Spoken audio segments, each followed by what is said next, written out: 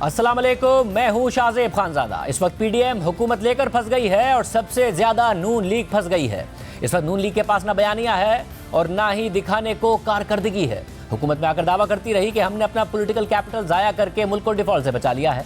IMF की बहाली के लिए मुश्किल फैसले किए हैं मगर मुल्क की खातिर किए हैं, और अब हम वक्त पूरा करेंगे और आवाम को रिलीफ देंगे। मगर इस वक्त IMF मजीद मुश्किल फैसलों का तकाजा कर रहा है और इस हुकूमत को IMF ने 2 से 3 हफ्तों की डेडलाइन दे दी है कि अगर फैसले ना किए तो किस्त नहीं मिलेगी, और अगर IMF से किस्त ना मिली तो दीगर इदारों यहाँ तक के दोस्त ममालिक से भी पैसे नहीं मिलेंगे। इस वक्त मुल्क के ज़र मुबादला के ज़खायर 6.1 अरब डॉलर्स पर रह गए हैं, यानी मुश्किल से 5 हफ्तों की दरामदाद के पैसे हैं। अगर IMF का प्रोग्राम बहाल ना हुआ तो खुद मिफ्ता इस्माइल बार बार इस खदशे का इजहार कर रहे हैं कि मुल्क डिफॉल्ट कर जाएगा। कल हमारे प्रोग्राम में वफाकी वजीर बराए मनसूबाबंदी हसन इकबाल ने दावा किया कि IMF का प्रोग्राम हर सूरत बहाल होगा, मगर IMF के कुछ मुतालबात अवाम के लिए नाकाबिले बर्दाश्त हैं और IMF से शराइत नरम करने की कोशिश कर रहे हैं। और अब हुकूमती ज़राए से इतलात आ रही हैं कि हुकूमत ने IMF प्रोग्राम की बहाली और डिफॉल्ट से बचने के लिए IMF की मुतादिद शराइत मानने का फैसला कर लिया है। बिजली और गैस की कीमतों में कितना इजाफा होगा अभी उस पर फैसला करना है, मगर आज वज़ीर आज़म शहबाज शरीफ ने भी वाज़ेह कर दिया है कि IMF के साथ चलना है और प्रोग्राम पूरा करना है क्योंकि मजबूरी है।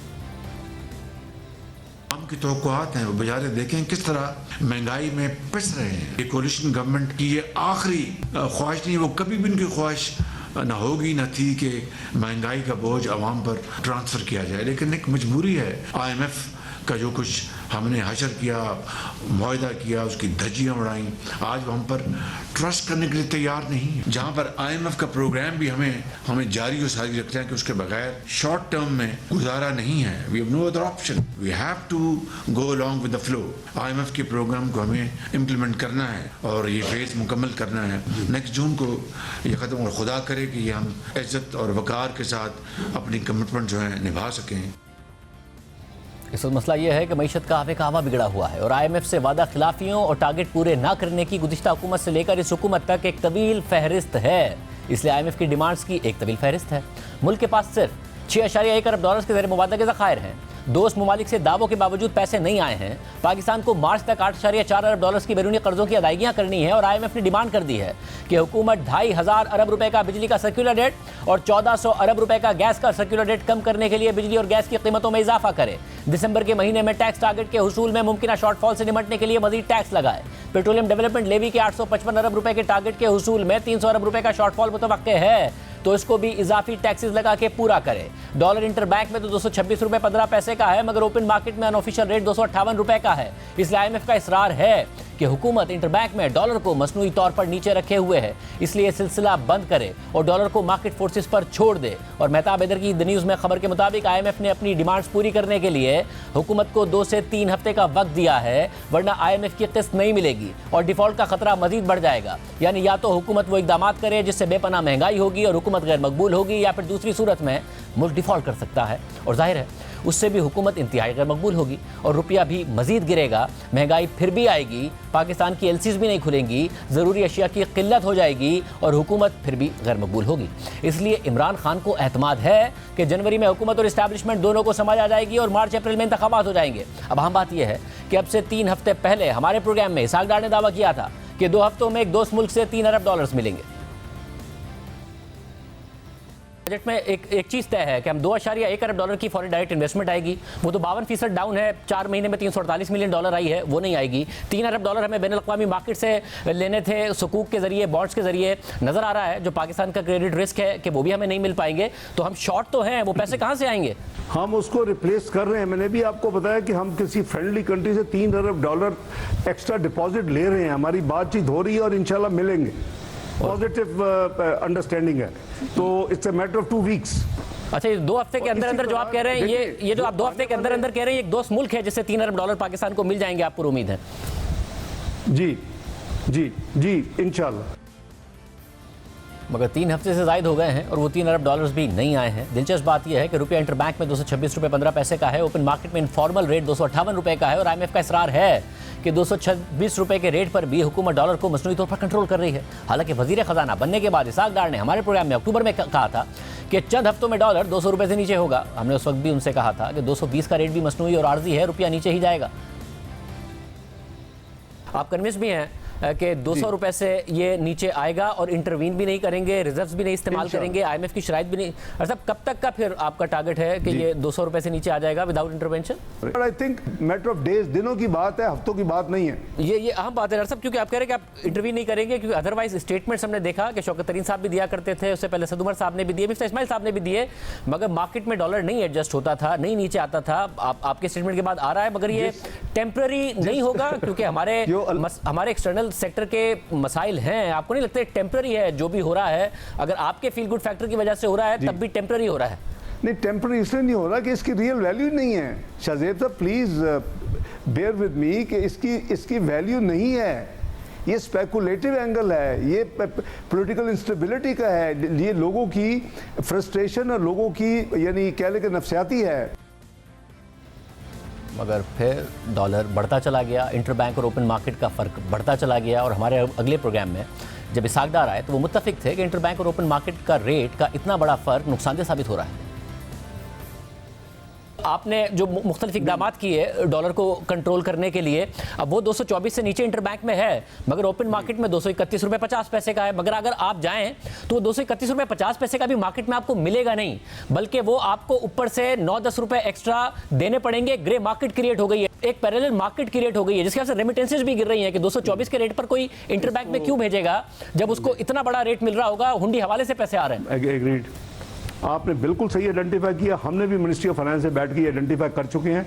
मेरी जो रेलेवेंट एजेंसीज है, ये पाकिस्तान से जो हम कोला खरीदने हैं अपने एक नेबरिंग कंट्री से रुपयों में, वो सारे का सारा पैसा पाकिस्तान में आकर डॉलर जा रहा है, स्मगल हो रहा है। अब किसी ने तो उसको रोकना है ना, वो तो जाहिर है मिनिस्ट्री ऑफ फाइनेंस तो जाके बॉर्डर्स पर नहीं रोकेगी। जो रिस्पॉन्सिबल लोग हैं, मेरी बात उनसे हो चुकी है पिछले चंद दिन पहले और तफसील से डिस्कशन हुई है। उन्होंने मुझे श्योर किया कि they will do their best कि ये जो इस तरह की जो करेंसी स्मगलिंग है पाकिस्तान से फॉरेन करेंसी, उसको रोका जाए। ये एक किस्म का एक भंवर सा बन गया है, इसे vicious circle we have to break it. और ये ब्रेक माजी में भी हुआ था, 98-99 में, 13-14 में भी हुआ था। आई एम वेरी होपफुल, थोड़ा सा टाइम दे, इंशाल्लाह ये भी काबू आ जाएगा।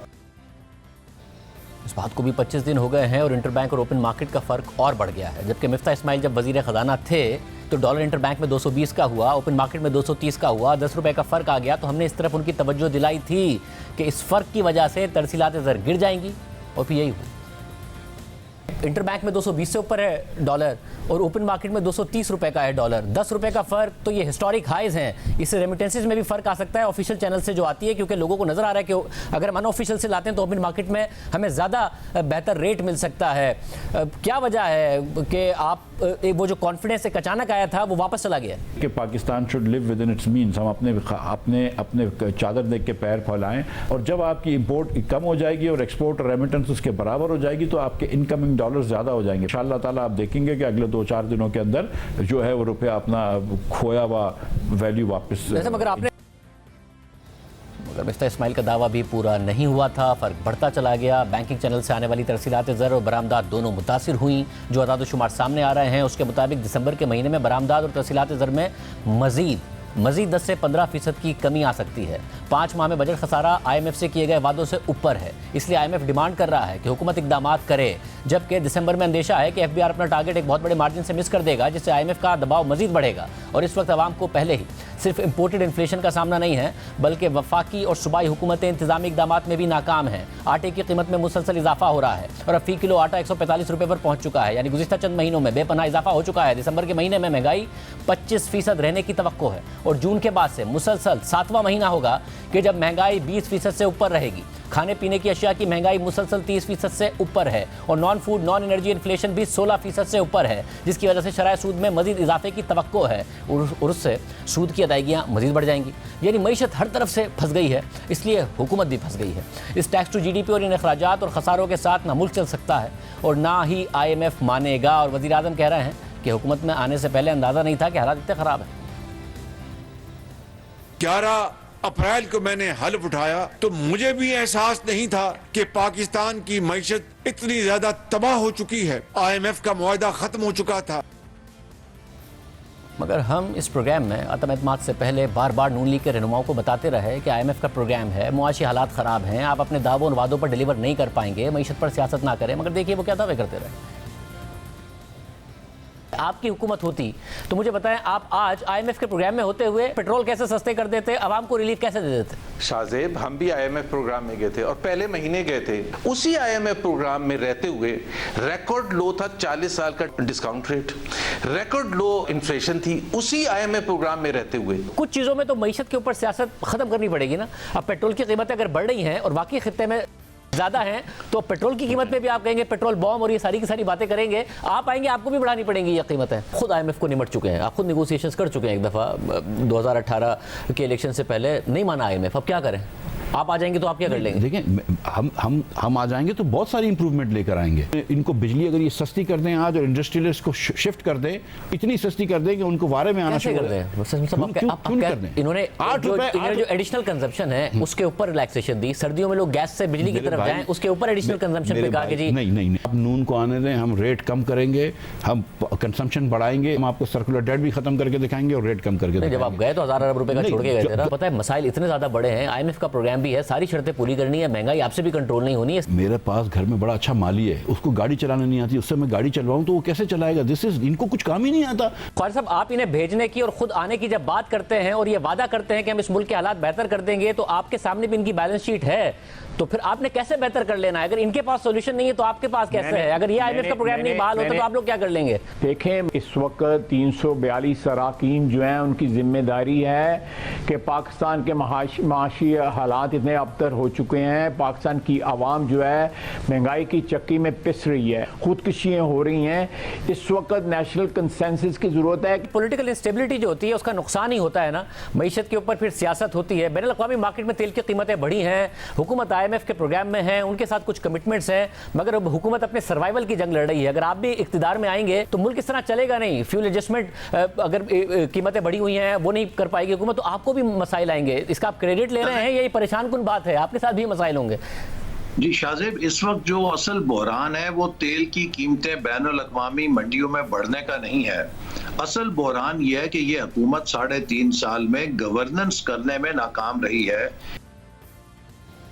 और अब वही हो रहा है। नून लीग की हुकूमत फंस गई है, PDM फंस गई है। क्या करना चाहिए हुकूमत को? डॉक्टर हफीज़ पाशा हमारे साथ मौजूद है। पाशा साहब बहुत शुक्रिया। डॉक्टर साहब, जाहिर है हर गुजरते दिन के साथ सूरत हाल मजीद संगीन हो रही है। आपने एक आर्टिकल लिखा गुज़िश्ता हफ्ते जिसमें बताया कि एक तो प्रोविंशियल सरप्लस का मसला है, आज आपने आर्टिकल लिखा जिसमें बताया कि जो बैरूनी पैसे आने थे वो भी नहीं आए हैं। सूरत हाल दिन ब दिन ख़राब हो रही है। क्या करे हुकूमत? पहली महंगाई है, IMF की शराइत माने, प्रोग्राम बहाल कराए, दूसरा खतरा डिफ़ॉल्ट का है। बिस्मिल्लाहिर्रहमानिर्रहीम। देखिए, बात यह है कि जो IMF के प्रोग्राम में जो रिफॉर्म्स हैं उस पर हमारी हुकूमत ने लेटर ऑफ इंटेंट में दस्तखत किया हुआ है, both finance minister and governor state bank, तो सोच समझ के यकीनन उन्होंने दस्तखत किया होगा। और बात यह है कि ये रिफॉर्म्स जो हैं ये पाकिस्तान को, हमें अपने नेशनल इंटरेस्ट में है। ये ऐसे रिफॉर्म्स हैं जो हमारे मुख्तलिफ जो इस वक्त मुश्किलात हैं आगे चलकर उनमें कमी ला सकते हैं। मगर सवाल ये पैदा हो रहा है कि हुकूमत जो है काफ़ी अरसे से इन रिफॉर्म्स को इम्प्लीमेंट करते हुए घबरा रही है। मैं अपनी राय ये है कि देखिए, इस वक्त पाकिस्तान के जो माशी हालात हैं और जो रिज़र्व्स का लेवल गिर चुका है हद से ज़्यादा, हमारे सामने इस वक्त IMF जिसे कहते हैं कि एक मुल्क अगर दिवालिये की तरफ जा रहा है खुदा न खास्ता, तो IMF is the lender of last resort. IMF की छतरी के इन हालात में बेपनाह ज़रूरत होती है। तो न सिर्फ इस चीज़ के लिए हमें करने हैं रिफॉर्म्स, मगर ये हमारे नेशनल इंटरेस्ट में भी हैं ये ऐसे रिफॉर्म्स। तो लिहाजा मुझे इस बात पे बड़ा अफसोस है कि हमारी हुकूमत ने दस्तखत करने के बावजूद इन रिफॉर्म्स को इम्प्लीमेंट करने से घबरा रही। सब मगर अब हुकूमत का ये कंसर्न है कि ज़रा एक पॉलिटिकल गवर्नमेंट का कि बहुत महंगाई आएगी, पॉलिटिकल कैपिटल और बर्न होगा। आपके ख्याल में जो महंगाई का तूफान आएगा वो और ज़्यादा आवाम की कमर नहीं तोड़ेगा अगर ये IMF की कंडीशंस मानते हैं? खुदा न खास्ता अगर आप दिवाली की तरफ चले गए तो अफरात ज़र की रफ्तार 2 या 3 गुना हो सकती है। अब आप ये देखिए कि मुख्तलिफ़ मुल्क, श्रीलंका, घाना वगैरह जो पिछले दिनों डिफ़ॉल्ट किए हैं, उनके यहाँ अफरात ज़र की रफ्तार 60 से 70% है। और दूसरी तरफ उनके करेंसी के कदर में ख़ास तौर पे श्रीलंका के 80% कमी आई है। तो ये बात जहन में रखना चाहिए कि अगर आप नहीं करेंगे तो उसके नतायज क्या होंगे, वो आज के जो ट्रेंड्स हैं उससे बहुत हद तक और ख़राब खुदा न खास्ता हो जाएंगे। इसलिए हमारे पास इस वक्त ऑप्शन नहीं है, हमें अपने प्रोग्राम को आगे बढ़ाना है, जून तक ले जाना है। और मुझे तो ये कहना मजबूरन पड़ रहा है कि शायद उसके बाद भी हमें 3 साल और एक IMF प्रोग्राम की ज़रूरत पड़ेगी।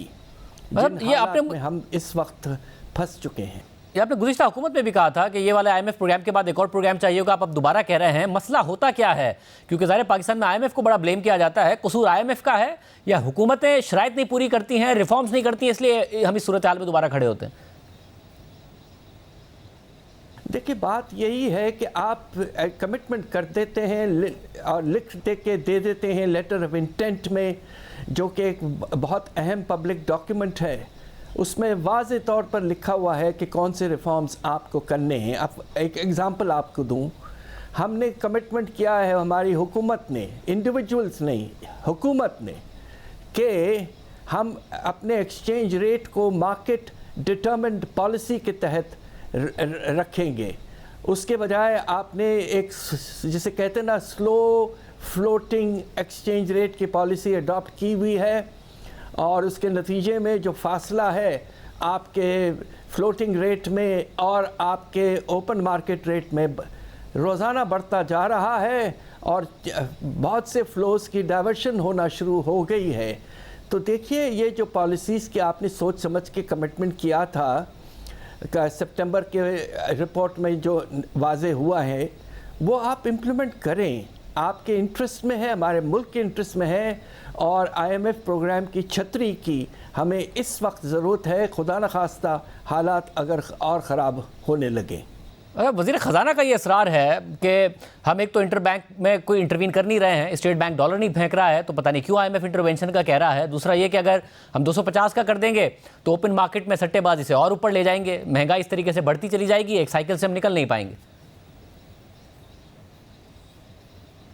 बात दरअसल ये है कि अगर आपका मार्केट डिटर्मिन्ड एक्सचेंज रेट इस लिहाज से हो कि सप्लाई और डिमांड के बैलेंस को देखा जाए डॉलर की, तो फिर होगा ये कि जो डाइवर्शन हो रहा है पैसा हमारे रेमिटेंसेस का हवाले की तरफ और एक्सपोर्ट्स की प्रोसीड्स बाहर रिटेन किए जा रहे हैं, उसमें यकीनन कमी आएगी।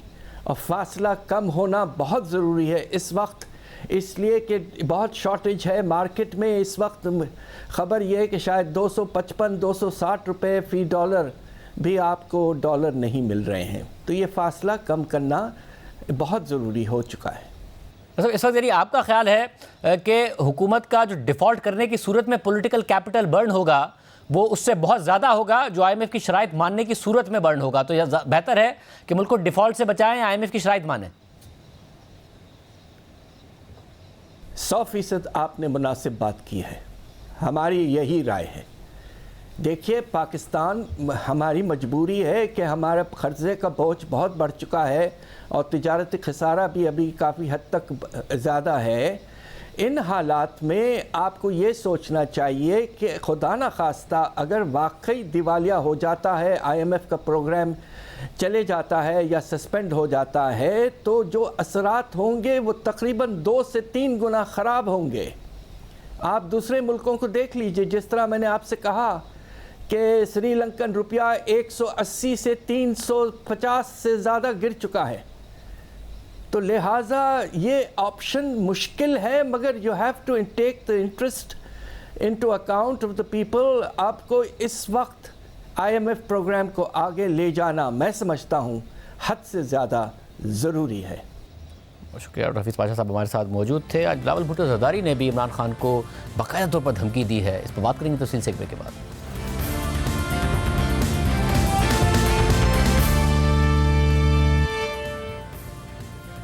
इस वक्त सूरत हाल ये है कि इमरान खान इलेक्शन के पीछे भाग रहे हैं और इत्तेहादी हुकूमत इलेक्शन से भाग रही है।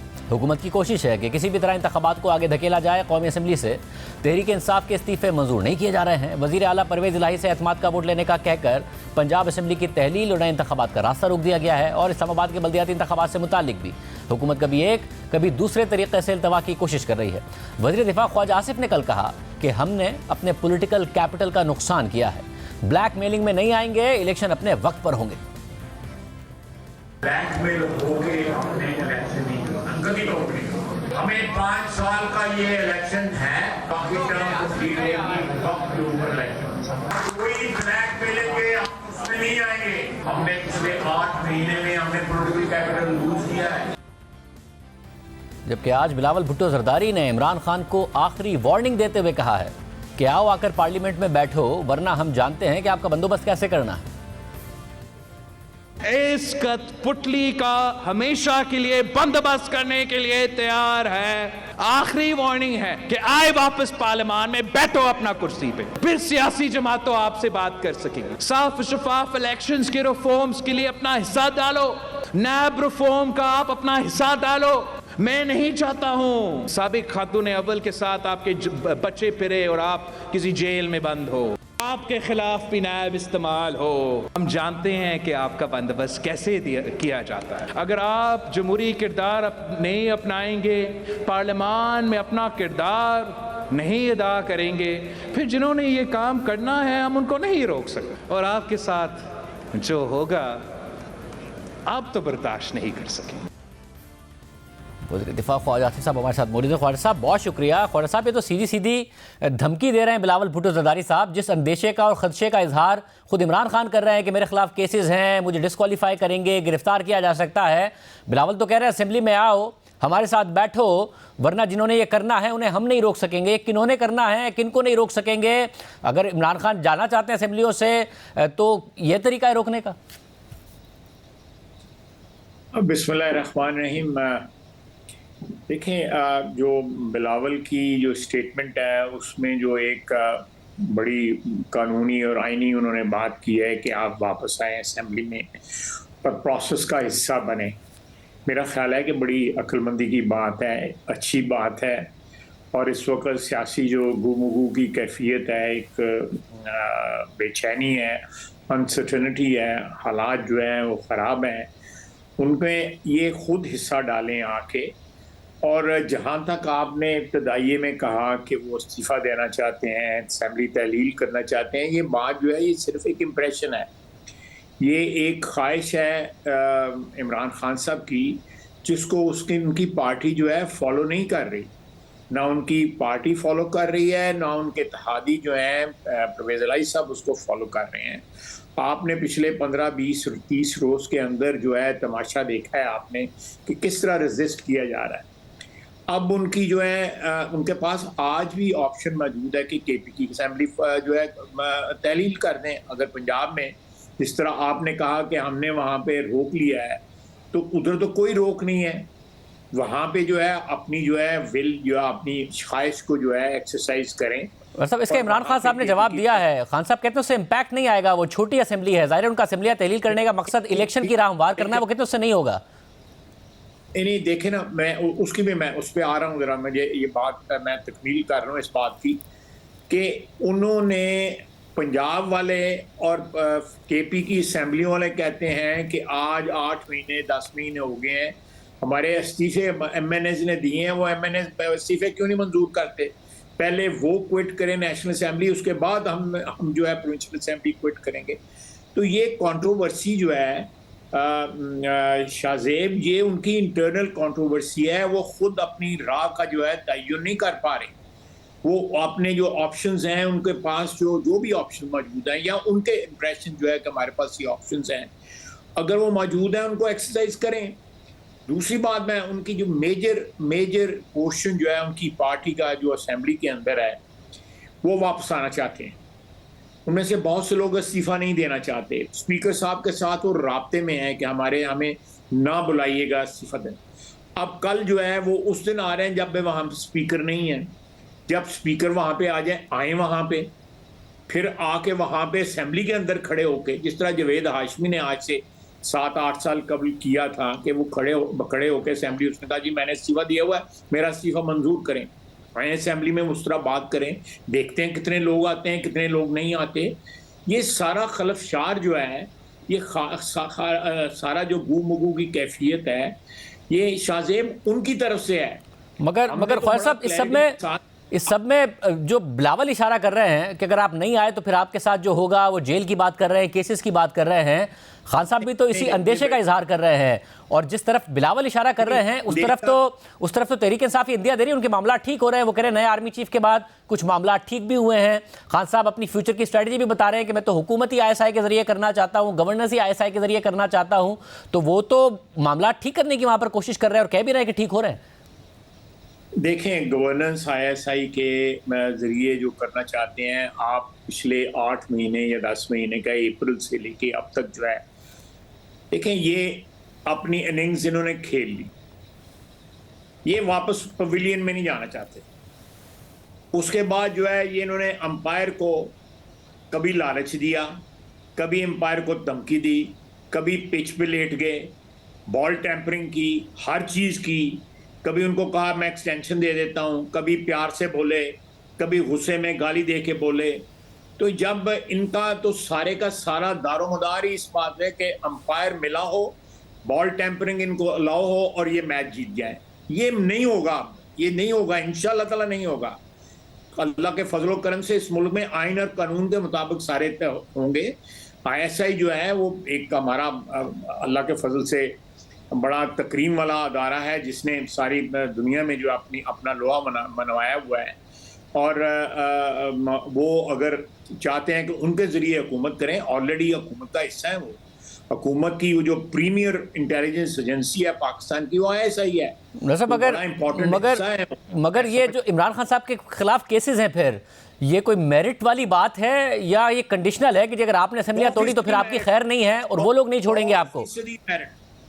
100% मेरिट। मैं आपको बताता हूं कि एक पैसे का, आप देखें, मैं एग्जांपल आपको दे रहा हूं कि पैसा आया शौकत खानम हॉस्पिटल के लिए, पैसा ट्रांसफर होगा, ये एविडेंस मौजूद है।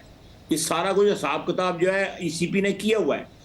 ये सारा पैसा जो उसमें सारा नहीं, बहुत सा पैसा जो है वो पार्टी को ट्रांसफर हो गया। उसके बाद उन्होंने 70 लाख रुपए के एक और पार्टी को टैक्स चेक, उसमें भी, उस सारी ट्रांजैक्शन में भी अपना पैसा नहीं खर्च किया। पार्टी का पैसा जो ओरिजिनली ज़कात का पैसा था, खैरात का पैसा था, वो खर्च किया। जिस शख्स ने ये जराइम किए हों उसको जरूर खौफ होता है। जिसने जराइम ना किए हों दिलेर होकर आंखों में आंखें डाल के खड़ा होता है। इस तरह नवाज शरीफ खड़ा हुआ था, नवाज शरीफ के बकर खड़े हुए। इन इल्जामात पर तहरीक इंसाफ के लिए प्लेटफॉर्म हाजिर, अगर वो अपना मौक़िफ़ देना चाहे। मगर जिस तरह राना सुनावला खड़ा हुआ था, मगर ख्वाजा साहब, फिर मगर आपकी फिर उम्मीद यही है कि ज़ाहिर आप लोग कल भी आपने तकरीर में कहा कि पॉलिटिकल कैपिटल बर्न किया, आपको और भी ज़्यादा अपना पॉलिटिकल कैपिटल ज़ाया करना है। आज वज़ीर आज़म ने इंदिया दे दिया कि IMF की शराइत मानना मजबूरी है, मानेंगे तो पॉलिटिकल कैपिटल आपका और बर्न होगा, वरना डिफॉल्ट करेगा तो उसमें भी बर्न होगा।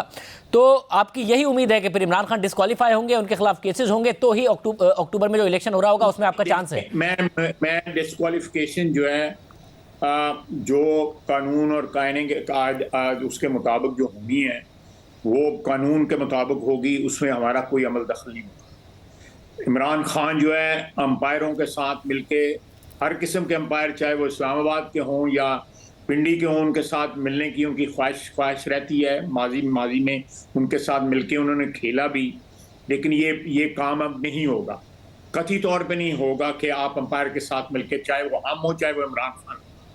ये कानून अंपायर के बगैर अगले 8 माह में कैसे डिस्क्वालीफाई हो जाएंगे या कैसे केसेस साबित हो जाएंगे इमरान खान के खिलाफ? जिस तरह पहले होते रहे हैं उसी तरह इनके साथ भी होंगे, क्यों नहीं होंगे? आप कह रहे पहले जो है वक्त पे थे, मैं डिस्क्वालीफाई हुआ, मुझे इस्लामाबाद हाई कोर्ट ने डिस्क्वालीफाई किया था ना, एक मेरे मुखालिफ की दरख्वास्त के ऊपर एक रत्ती पर सबूत नहीं था, डिस्क्वालीफाई हो गया। सब जो आप लोगों के खिलाफ हुआ, जो नवाज शरीफ के खिलाफ हुआ, वो तो आपका इल्जाम है ना कि तो अंपायर के साथ मिलके हुआ। आप ये कह रहे हैं इस वक्त इतना दम है इमरान खान साहब के खिलाफ केसेस में, और कौन सा ऐसा केस है जिसमें आपको लगता है वो डिस्क्वालीफाई होंगे, सजा होगी? ये जो इलेक्शन कमीशन वाला केस जो है, फॉरेन फंडिंग वाला, डिस्क्वालिफिकेशन नहीं हो सकती। क्यों नहीं हो सकती? बड़ा पक्का केस है। और भी मैं गिनवाने शुरू करता हूँ, एक नहीं कई नजर आएंगे आपको केसेस जो है। ये तो तोशाखाना वाले केसेस जो हैं वो नहीं, उसमें में ये नहीं हो सकते जो है। दूसरा जो मैनिपुलेट किया हुआ है, अपनी पार्टी के अकाउंट जो मैनिपुलेट किए हुए हैं, वो उसमें नहीं हो सकते ये चीजें। और बड़े केस हैं, मैं डिटेल में नहीं जाना चाहता सब इस पर तहरीक इंसाफ का ये मौक़िफ़ है कि आप इमरान खान को डिस्क्वालीफाई करेंगे, वो और मकबूल हो जाएंगे, जेल में डालेंगे और ज्यादा मकबूल हो जाएंगे।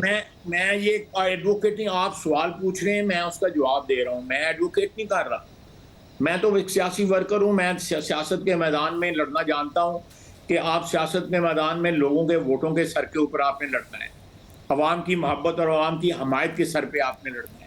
लेकिन अगर आपने कोई गैर कानूनी काम किया हुआ है, जो कानून अगर कहता है कि आपने काम जो किया गलत किया है, तो उसकी कानून ने कोई सज़ा तजवीज़ की हुई है तो उससे सज़ा मिलनी चाहिए, चाहे वो सियासतदान हो या आम शहरी हो या ब्यूरोक्रेट हो या कोई और हो, कोई भी हो। तो ये अवॉइड तो नहीं कर सकते वो, फिर ये आप सियासत या मजलूमियत का लबादा तो नहीं ओढ़ सकते। कानून के मुताबिक जिस तरह हमारे साथ हुआ है उस तरह नहीं होगा, कथित तौर पे नहीं होगा। मुझे आप बता दें कि पिछले 8 महीने में कौन सा पीटीआई का आदमी गिरफ्तार हुआ है, किसको सजा हुई है? 2 दिन के लिए एक बंदा गिरफ्तार हुआ है, 4 दिन के लिए एक बंदा गिरफ्तार हुआ है। जो सवादी साहब गिरफ्तार हुए हैं वो किसी ऐसे ऑफेंस पे गिरफ्तार हुए हैं जिसका सियासत के साथ नहीं ताल्लुक। ज़ाहिर ख्वाजा साहब, आपकी ज़ाहिर पूरी की पूरी क़यादत को जेल में डाल दिया गया था। ये वो वाले मामला अभी तक तो कम से कम नहीं नज़र आ रहे हैं, मगर आपका ये उम्मीद थी ना कि पॉलिटिकल कैपिटल हमने बर्न कर लिया, अब आवाम को रिलीफ देंगे, फिर इलेक्शन में जाएंगे। मगर अभी तो आपका पॉलिटिकल कैपिटल और बर्न होना है IMF प्रोग्राम की बहाली के लिए, तो आप गेन कर लेंगे वापस अक्टूबर तक? इंशाअल्लाह ताला गेन कर लेंगे। नहीं होगा, अल्लाह खैर करेगा। प्रीमेच्योरली जो है हम क्यों अपना ये कहें कि पॉलिटिकल कैपिटल आइंदा भी बर्न होगा। लेकिन खुदा न खास्ता अगर ऐसे हालात हुए कि जिसमें हमें पाकिस्तान की मईशत को तबाही से खुदा न खास्ता ऐसी सूरत हाल अगर को पैदा होती है, उसके लिए पॉलिटिकल कैपिटल भी बर्न करना पड़ा, तो हम इमरान खान की तरह ये नहीं करेंगे कि हम पाकिस्तान की माशी तबाही का जो है जिम्मेदार बन जाएंगे, लेकिन अपनी पॉलिटिक्स को हर्ट नहीं करेंगे। हम पॉलिटिक्स को हर्ट कर लेंगे। पाकिस्तान है, पाकिस्तान मजबूत है तो हमारी सियासत है। पाकिस्तान का हमारी सियासत का रेफरेंस जो है, हवाला जो है वो पाकिस्तान है। हमारी सियासत जो है उसका हवाला जो है कोई इंडिविजुअल नहीं है।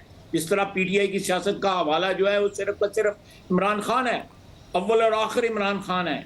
पाकिस्तान के साथ उसका कोई ताल्लुक नहीं है, कोई ताल्लुक नहीं है उनकी सियासत का। सियासत का महवर जो है एक वाहिद शख्स है। बहुत शुक्रिया, बहुत शुक्रिया। ख्वाजा साहब कह रहे हैं कि पॉलिटिकल कैपिटल हम बर्न करने के लिए तैयार हैं मईशत के लिए। आज वज़ीर-ए-आज़म ने भी इशारा दिया है कि IMF की शराइत सख्त हैं, मगर मजबूरी है वो माननी पड़ेंगी। प्रोग्राम में शामिल करते हैं और आप पर बात करेंगे।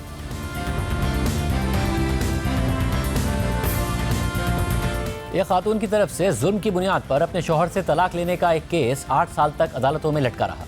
निचली अदालतों से शुरू होने वाले इस केस का अब मंतकी नतीजा सुप्रीम कोर्ट से आ गया है और वो ख़वातीन जो ऐसी शादीशुदा ज़िंदगी में बंध गई हैं जिनमें उनके शौहर की तरफ से उन पर जुल्म किया जाता है और वो चाहकर भी मुआशी वजूहात की वजह से तलाक नहीं ले सकती या कानूनी पेचीदगियों की वजह से पीछे हटकर खुला लेने पर मजबूर हो जाती हैं, अब सुप्रीम कोर्ट का फैसला उनके लिए एक मिसाल है कि वो जुल्म की बुनियाद पर तनसीख निकाह का दावा कर सकती हैं और अपने शौहर के जुल्म और ज़्यादती के सबूत पेश करके वो ना सिर्फ तलाक हासिल कर सकती हैं बल्कि तलाक हासिल करने के बाद वो अपने हुकूक से भी महरूम नहीं होंगी, जिनमें शौहर की तरफ से उनके माहाना अखराजात, अगर बच्चे हैं तो उनकी देखभाल के अखराजात, तिब्बी अखराजात, जहेज़ की सूरत में दी गई रकम या साजो सामान की वापसी शामिल है। क्योंकि सुप्रीम कोर्ट ने खातून तैयबा अमरीन का अपने शौहर शफकत कियानी के खिलाफ जुल्म की बुनियाद पर तनसीख निकाह का दावा कबूल कर लिया है और 8 साल पहले फैमिली कोर्ट की तरफ से दिए गए फैसले को बरकरार रखा है। साथ ही अदालत ने जुल्म की बुनियाद पर तलाक के दावे को सिर्फ जिस्मानी तशद्दुद तक महदूद नहीं रखा बल्कि उसे जहनी अजियत से भी जोड़ दिया है। इस केस का पूरा पस मंज़र आपके सामने रखते हैं। 8 साल पहले तैयबा अमरीन ने पेशावर की फैमिली कोर्ट में अपने शौहर के खिलाफ जुल्म की बुनियाद पर तनसीख निकाह का दावा दायर किया था और मुतालबा किया था कि उनकी तरफ से जहेज़ में दी गई रकम और साजो सामान को वापस किया जाए, साथ ही उनके तिब्बी अखराजात और उन समेत उनकी बेटी के रोज़मर्रा के माली अखराजात तलाक की सूरत में शौहर की तरफ से अदा किए जाएँ। मगर इसी दौरान ही शौहर की तरफ से तैयबा अमरीन के खिलाफ इस दवाजी हुकूक की बहाली का मुकदमा दायर कर दिया गया, यानी शौहर की तरफ से बारे सबूत बीवी पर डाल दिया गया कि वो बगैर किसी वजह के घर छोड़कर गई हैं। इस मामले में फैमिली कोर्ट ने 23 जुलाई को अपना फैसला खातून अमरीन फातिमा के हक में दिया और नतीजा ये निकला कि अमरीन फातिमा के शौहर को तलाक की सूरत में अपनी अहलिया और बेटी के माली अखराजात बर्दाश्त करना थे। मगर शौहर ने यह फैसला एपलेट कोर्ट में चैलेंज कर दिया और एपलेट कोर्ट ने अमरीन फातिमा के जुल्म की बुनियाद पर तनसीख निकाह के दावे को खुला में तब्दील कर दिया और खातून को यह हुक्म दिया कि जो 5 तोला सोना उन्हें शौहर की तरफ से मिला है उसे या उसकी कीमत को वापस किया जाए। और बाद में पेशावर हाई कोर्ट ने भी अपीलेट कोर्ट का यह फैसला बरकरार रखा, जिसका नतीजा यह निकला कि खातून तलाक की सूरत में अपने माली हुकूक से महरूम हो गई। और फिर उन्होंने यह फैसला 2019 में सुप्रीम कोर्ट में चैलेंज कर दिया। और अब जस्टिस सरदार तारिक मसूद की सरबराही में सुप्रीम कोर्ट के 3 रुकनी बेंच का इस हवाले से तहरीरी फैसला सामने आया है, जिसमें पेशावर हाई कोर्ट और अपीलेट कोर्ट के फैसले को मुस्तरद कर दिया गया है और फैमिली कोर्ट का फैसला बरकरार रखकर सुप्रीम कोर्ट ने जुल्म की बुनियाद पर खातून का तनसीख निकाह का दावा कबूल कर लिया है। और खवातीन से बेहतर सलूक करने से मुतालिक सुप्रीम कोर्ट ने कुरान और हदीस के हवाले भी पेश किए हैं। जस्टिस मोहम्मद अली मजहर के तहरीर करदा फैसले के मुताबिक अपीलेट कोर्ट ने फैमिली कोर्ट का फैसला बदल कर एक संगीन गलती की है। फैमिली कोर्ट के फैसले में ऐसे कई इकदामात की निशानदही की गई जिससे बीवी के मुताबिक उन्हें जहनी अजियत और तकलीफ हुई है। मिसाल के तौर पर शादी के 1 हफ्ते बाद ही शौहर का रवैया तब्दील होने लगा और उसने अपनी बीवी पर दबाव डालना शुरू कर दिया कि वो किराए के घर के लिए पैसों का बंदोबस्त करे। और जब बीवी हामला थी तो शौहर और उसके खानदान की तरफ से ये गलत इल्जामात फैलाना शुरू कर दिए गए कि बीवी जिस औलाद से हमला है वो उनके शौहर की औलाद नहीं है, जिससे बीवी की सूरत हाल मजीद बदतर हो गई और उन्हें शदीद जहनी अजियत का सामना करना पड़ा। फैसले के मुताबिक बीवी को सपोर्ट करने के बजाय एक ऐसे वक्त में शौहर ने उन्हें घर में अकेला छोड़ दिया जब वो हमला थी। न शौहर ने इस दौरान अपनी बीवी की तरफ तवज्जो दी और ना ही इस दौरान उनके अखराजात उठाए, ना ही बच्चे की डिलीवरी के अखराजात उठाए गए, बल्कि इसका सारा खर्चा बीवी ने खुद बर्दाश्त किया। अब अहम बात यह है कि इस केस में जो खातून थी वो नौकरी पेशा थी और नौकरी से आने वाली उनकी आमदनी पर भी तनाज़ात उठते रहे और अदालत ने इस पर भी रोशनी डाली है। फैसले के मुताबिक शौहर और उसके खानदान ने सख्त शराइत भी रखना शुरू कर दी कि बीवी अपनी तनख्वाह अपने शौहर के साथ ज्वाइंट अकाउंट में जमा करवाए और अगर उसे अपने ज़ाती इस्तेमाल के लिए भी पैसे चाहिए तो वो इसकी भी अपने शौहर और उसके खानदान से इजाज़त ले। और बीवी की तरफ से मुकदमा दायर करने के बावजूद शौहर का रवैया नहीं बदला और उसने मजीद जहनी अजियत देना शुरू कर दी और रिश्तेदारों में अपनी अहलिया के खिलाफ गलत इल्जामात लगाना शुरू कर दिए। हमने ये बात नोट की है कि अपीलेट कोर्ट बीवी की तरफ से पेश किए जाने वाले सबूतों पर गौर करने के बजाय बगैर किसी जवाब के इस नतीजे पर पहुंच गई कि ऐसा कोई सबूत पेश नहीं किया गया जिससे जिस्मानी तशद्दुद या जहनी अजियत साबित हो सके। अपीलेट कोर्ट ने सबूतों को नजरअंदाज करते हुए यह करार दे दिया कि बीवी के इल्जामात में मुबालगा आराई है, जबकि अपीलेट कोर्ट ने एक पीस ऑफ एविडेंस का हवाला भी दिया है जिसमें बीवी ने कहा था कि वो शादी से पहले ही अपने शौहर से 6 गुना ज़्यादा तनख्वाह हासिल करती थी। अपीलेट कोर्ट ने बीवी के इस बयान की बुनियाद पर उन्हें मगरूर कह दिया और जुल्म के इकदामात पर अपीलेट कोर्ट ने यह ऑब्जर्वेशन दे दी कि ये आम सी बातें हैं जो हर खानदान में होती हैं। और अपनी इन गलत फाइंडिंग से अपीलेट कोर्ट ने जुल्म की बुनियाद पर तनसीख निकाह के मामले को खुला में बदल दिया और बीवी को यह अहकामात दे दिए कि वो शौहर की तरफ से दिया गया 5 तोला सोना वापस करे या उसकी कीमत अदा करे। और इसी तरह हाई कोर्ट ने भी सबूतों का जायजा लिए बगैर अपीलेट कोर्ट के फैसले को बरकरार रखा और वो भी जहनी अजियत के मामले का जायजा लिए बगैर। जस्टिस मोहम्मद अली मजहर के मुताबिक जब जुल्म की बुनियाद पर तनसीख निकाह के जवाब पर शौहर की तरफ से इज़्दवाजी हुकूक की बहाली का मुकदमा दायर किया जाता है तो ये अदालत की जिम्मेदारी है कि वो इस बात का तयन करे कि शौहर अपनी बीवी की जिम्मेदारियां ईमानदारी के साथ अदा कर रहा है या सिर्फ औरत पर मर्द की बरतरी की ख्वाहिश को तस्कीन फराहम कर रहा है। अदालती फैसले के मुताबिक जब बीवी बगैर किसी कानूनी मकसद के अपने शौहर के साथ रहना बंद कर दे तो शौहर अपनी बीवी पर इस दवाजी हुकूक की बहाली का मुकदमा दायर कर सकता है, मगर इस दावे को बीवी के अखराजात हासिल करने के दावे को रोकने के लिए एक हथियार के तौर पर इस्तेमाल नहीं करना चाहिए। यह दावा नेक नियति पर मबनी होना चाहिए जिसमें यह नियत शामिल हो कि शादी के रिश्ते को बचाया जा सके। यह भी अजीब बात है कि इस केस में जहां बीवी ने जुल्म की बुनियाद पर फैमिली कोर्ट में तनसीख निकाह का मुकदमा दायर किया तो शौहर ने अपने जालिमाना रवैये के बावजूद इस दवाजी हुकूक की बहाली का मुकदमा दायर कर दिया जिसके पीछे बज़ाहिर नियत अखराजात की अदायगी और जहेज की रकम की अदायगी से बचना था। और शौहर बिलाखिर अपीलेट कोर्ट में इसमें कामयाब भी हो गया जहां जुल्म की बुनियाद पर तनसीख निकाह के मुकदमे को खुला में बदल दिया गया। सुप्रीम कोर्ट के फैसले के मुताबिक इन तमाम चीज़ों को मद्देनजर रखते हुए हम अपीलेट कोर्ट और पेशावर हाई कोर्ट के फैसले को मुस्तरद करते हैं और फैमिली कोर्ट के फैसले को बरकरार रखते हैं जो जुल्म की बुनियाद पर तनसीख निकाह का फैसला था। ये फैसला कितना अहम है इस पर बात करेंगे। माहिर कानून इमरान शफीक हमारे साथ मौजूद हैं। इमरान शफीक, बहुत शुक्रिया, बड़े तफसील से अदालत ने रोशनी डाली है। कितना अहम है ये फैसला? देखिए खानज़ादा साहब, ये फ़ैसला इस एतबार से बहुत अहमियत का हामिल है कि इस फ़ैसले में जो ख़वातीन पर जुल्म होता है, तशद्दुद होता है, उसके हवाले से कुरान मजीद के और सुन्नत रसूल सल्लल्लाहु अलैहि वसल्लम के मुतअद्दिद हवाला जात से अदालत उज़्मा ने ये करार दिया है कि आप इवन मेंटल टॉर्चर जो है उसको भी क्रूअलिटी की डेफिनेशन में शामिल किया है। पहले पाकिस्तान के कानून में इस बात में इबहम पाया जाता था जिसको सुप्रीम कोर्ट ने बिल्कुल वाज़ेह अंदाज में क्लियर कर दिया है कि ये जो मेंटल टॉर्चर है ख़वातीन के साथ हम करते हैं इसकी उसकी भी जो है वो कुरान और सुन्नत में ममानियत है, और कानून में जो क्रूअल्टी का लफ्ज़ आया है उसमें मेंटल टॉर्चर भी शामिल है। इस फैसले में इस एतबार से भी अहमियत इसकी है कि हमारे यहाँ शहादत और सबूत जब अदालत में खातून पेश करती थी जुल्म के हवाले से उस पर होने वाले, तो उसके लिए उसे बहुत सख्त किस्म के मियारात थे शहादत के कि वो सबूत पेश करेगी जिसकी रोशनी में ये साबित हो सके कि वाकई उस पर तशद्दुद हुआ। लेकिन वो मियारात इतने सख्त थे कि कभी कभी ऐसे लगता था जैसे कत्ल का केस साबित करना है, और उस किस्म के मियारात रखे गए थे। लेकिन इस फैसले ने वो जो मियारात हैं शहादत और सबूत के, उसको जो है वो थोड़ा सा लीनियंट किया है, और ये बताया है कि जो फैमिली केसेस मुकदमात में जो शहादत के मियारात होने चाहिए वो क्या हो सकते हैं और किसकी रोशनी में, यानी वो स्ट्रिक्ट मियारात नहीं रखे जाएंगे, बल्कि खातून का एक हकाइक की रोशनी में अदालत के सामने सिर्फ ये साबित कर देना कि उस पर ज़हनी तशद्दुद हुआ या जिस्मानी तशद्दुद हुआ वो काफ़ी होगा। फिर अदालत उज़्मा ने इस केस में जो कुरान मजीद के हवाला जात दिए हैं खानदादा साहब, वो बड़ी अहमियत के हामिल हैं। अदालत उज़्मा ने कुरान मजीद की मुतअद्दिद आयात से औरतों के साथ जो हुस्न सलूक का इस्लाम का कंसेप्ट है उसको बिल्कुल वाज़ेह किया। यानी सूरह निसा जो है वो हमारी शुरू ही इस बुनियाद पर होती है, सुप्रीम कोर्ट ने उसका हवाला दिया। उसकी पहली आयत है या अय्युहन्नासु इत्तक़ू रब्बकुमुल्लज़ी खलक़कुम मिन नफ्सिन वाहिदा व खलक़ मिनहा ज़ौजहा व बस्सा मिनहुमा रिजालन कसीरन व निसा।